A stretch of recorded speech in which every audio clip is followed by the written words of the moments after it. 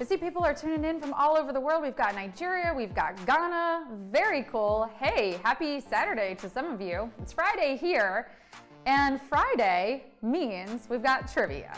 So we're playing for $500 in about 15 minutes from now. There's going to be 10 questions. If you get all of them correct, you win a piece of that $500 prize.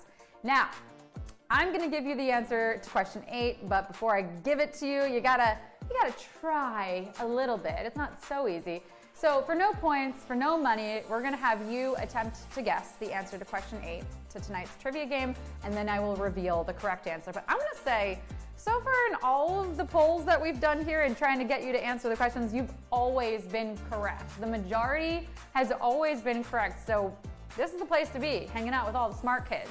Let's take a look at question 8 and see how you do without my help. This one's for my pop culture music people. This movie star played a bartender in the music video for the artist who got his start in the band Menudo. Chris Evans, Channing Tatum, Chris Pratt. All right, it's kind of a two-parter, right? This movie star played a bartender in the music video for the artist who got his start in the band Menudo. So first you have to know which artist got his start in the band Menudo, and then which movie star played a bartender in one of his music videos. Do you know that? Do we know the answer to this question? 70% of you are saying one of these gentlemen. Are you correct? I'm gonna lean towards they're probably correct. Usually, like I said, our displayers who tune in early are pretty smart. And it is. It's Channing Tatum. Bravo, Magic Mike. Channing Tatum in She Bangs Ricky Martin. Y'all guessed it. Congratulations, or at least I should say like 70-80% of you did. So that is the answer to question 8 in tonight's trivia game. For anyone that's just tuning in right now, that's coming up in about 10 minutes from now. We already talked about a bunch of features on display. We took some questions from all of you. I also did note a lot of the questions that we didn't have a chance to get to. I'll address them next week, so you'll have to come back and hear the answers to your questions. But thank you so much. It really, really helps me to hear what you have questions about, what you're excited about, so that I can make sure that I spend time talking about those subjects. So I'll get to those next week. In the meantime, we have Follow Friday coming up. I'm going to be highlighting 2 creators on this app who are doing incredible work.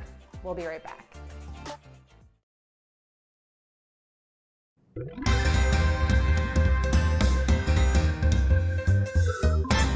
Hello, good evening, welcome. Yep, I'm throwing in every greeting I know of tonight. The more, the better.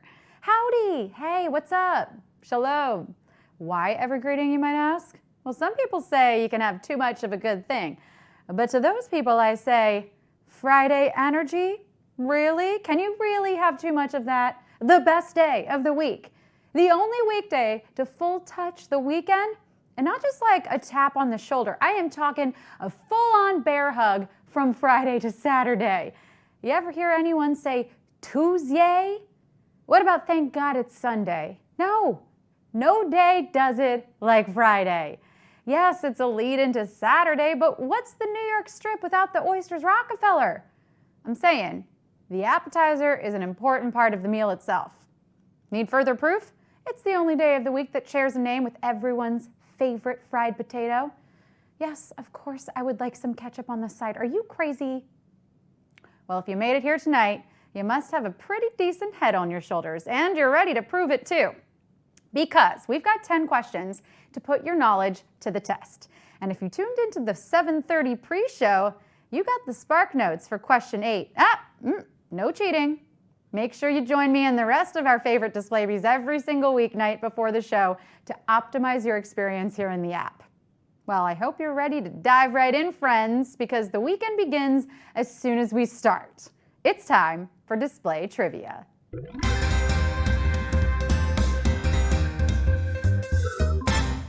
Question 1. A standard automobile usually has how many wheels? 2, 4, 6. A standard automobile usually has how many wheels? 2, 4, 6. 2, 4, 6, 8. Who do we appreciate? 1, 3, 5, 7. Everyone except my friend named Devin. Yeah, Evan, you know what you did, and don't pretend like you don't. Okay, quick confession, I'm just trying to get Evan's attention because I have a crush on him. And that's the best way to get people to like you, right? To pretend like you either A, dislike them, or B, don't know they exist. In case you can't tell, I've been taking my dating advice from teens on the internet, and it's going really, really well. Hey, do you guys like me? Just fill out this note and check yes or no. Okay, thanks. Look, not to go all Olivia Rodrigo on us tonight, but I too have my driver's license. And last I checked, most cars have 4 wheels. Question 2. The blue marble was the name given to a photo taken of what celestial body? Earth, the moon, Neptune. The blue marble was the name given to a photo taken of what celestial body? Earth, the moon, Neptune. All right, so some peepin' Tom satellite is just out there snapping pictures of all these celestial bodies? Okay, but like, did any of them sign a release? Hey dude, you cannot just be taking pictures of planets without their permission. Oh, and then you're beaming those images back down to a bunch of scientists on Earth so they can study them? Not cool, bro, not cool. Some scientists do consider Earth to be a self-contained living organism, but I don't think she minds having her picture taken. And good thing, because she is serving looks. The blue marble photo was the first one taken of Earth from space. And I'm like, okay, Earth, look back at it. Question 3. An asp is an animal that falls under which of the following categories? Invertebrate, bird, venomous. An asp is an animal that falls under which of the following categories? Invertebrate, bird, venomous. Oh, I didn't know asp was an animal. I thought an asp was that abbreviation you said when you needed something done really quickly. Hey, I'm gonna need those reports on my desk, asp. Hey Higgins, don't forget to collate those pages. Is it just me, or do old-timey bosses always have people around named Higgins? No? Well, I guess there's a lot I need to get clear on. The first of them being ASAP, ASAP. Yeah, that means as soon as possible. Asp, well, that's a type of snake. And don't let it bite, because those fans, much like that girl driving Belle Biv DeVoe out of their mind in the 1990 hit, are poison. Question 4. All of the following are members of the Wu-Tang Clan except Ghostface Killah, Killer Mike, Method Man. All of the following are members of the Wu-Tang Clan except Ghostface Killah, Killer Mike, Method Man. Wu-Tang Clan is the name of a group of iconic rappers who hailed from New York City, but their name actually has roots in East Asian martial arts. No matter what activities the Wu-Tang Clan happens to be engaged in though, well, you know they've gotta be fearsome. You could come up to me with any of these names and I'd be like, yeah, Ghostface Killah, was it? I respect you, no questions asked. Some members not mentioned here are Old Dirty Bastard, You God, and Master Killah, to name a few. I mean, just the artistry in the names. You know these guys can spit some bars. You'll find Ghostface and Method Man in the group, but Killer Mike, although an accomplished rapper, is not a member of Wu-Tang. Question 5. Which of the following can be classified as a unit of mass? A pint, a milliliter, an ounce. Which of the following can be classified as a unit of mass? A pint, a milliliter, an ounce. Units of mass, coincidentally, are also what Pope Francis uses to measure how long he's going to pray on Sundays. Just 3 units of mass today, I think. I had a big lunch, and I think I'm gonna need to nap for at least 1 unit of mass. Amen. You know he's throwing prayer emojis all day, every day, so let the man rest every now and then. Of course, in the scientific world, a unit of mass is a metric to determine how much something weighs. Do you feel pretty good about your answer, or do you have something weighing on your conscience you want to get off your chest? Milliliters and pints are volumetric, and although an ounce can measure how much space something takes up, it is also the name of a unit of mass. Question 6. The country where Zara was founded is also the birthplace of what dance style? Waltz, flamenco, foxtrot. The country where Zara was founded is also the birthplace of what dance style? Waltz, flamenco, foxtrot. Ah, Zara, the fast fashion mecca where you can find anything to put on your body. The faux leather side zip pants you never knew you needed? Hey, is the back of that a lacy pirate blouse covered in sequins?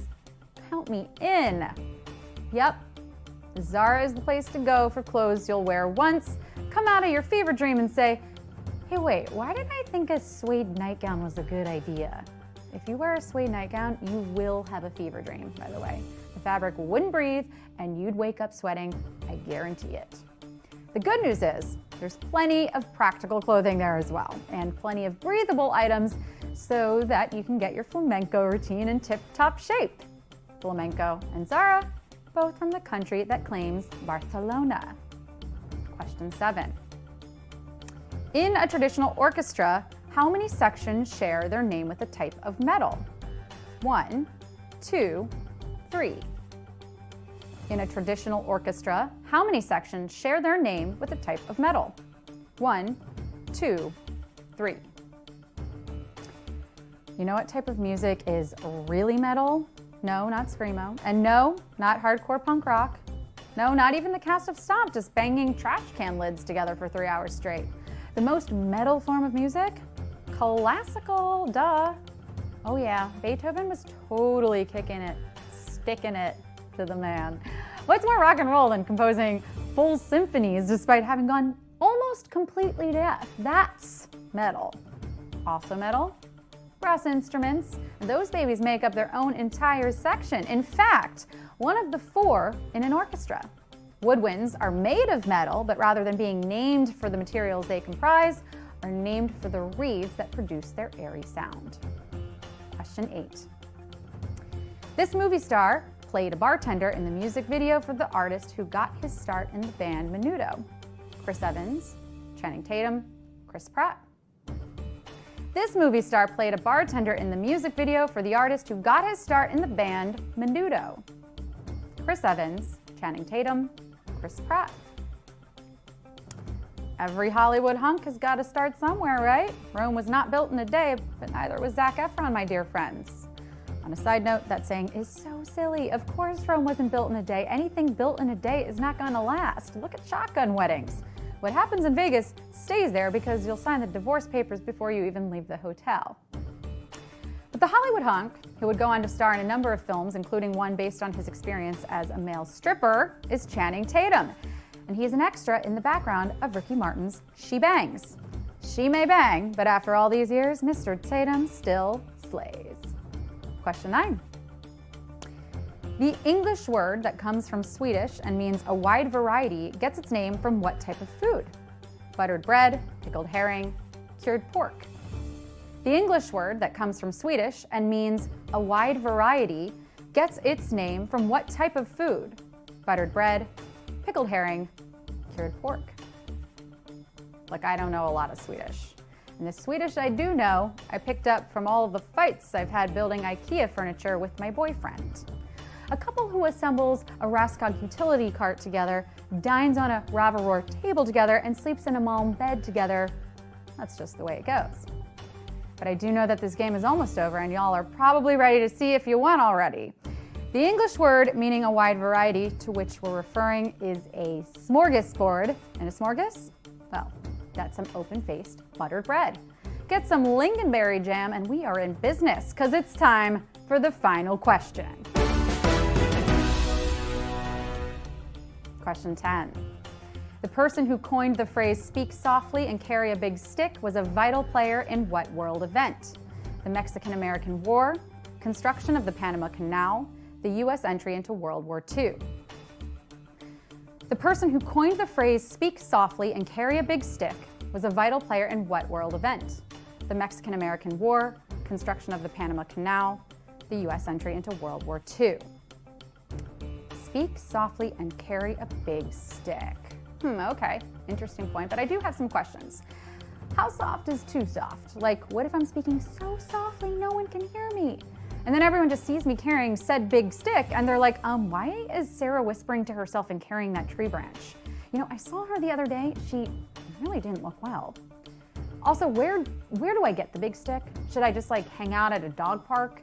Those poochies have a knack for finding those. But then I'm just a person alone watching a bunch of dogs muttering to myself. Yeah, I'm going to leave this advice to Teddy Roosevelt, who was trying to say, get people to lean in while simultaneously intimidating them. Maybe not the best advice? But if you knew it, you probably also knew that this American president, an outdoorsman, was instrumental in planning and developing this passage that made it possible for ships to go through the narrowest part of the Americas instead of going all the way around the southernmost tip. And it is still in operation today. Well, how'd you do? Did you tip the scales in your favor tonight? Don't let it weigh too heavy if you didn't, because we've got 5 new chances to win coming up next week. So folks, we are going to see you on Monday so you can play, slay, display your knowledge, and get paid all over again. Enjoy the weekend. We'll see you for our pre-show, 7:30 p.m. on Monday. Tune in for some tips, tricks, and some quality time with yours truly. Bye.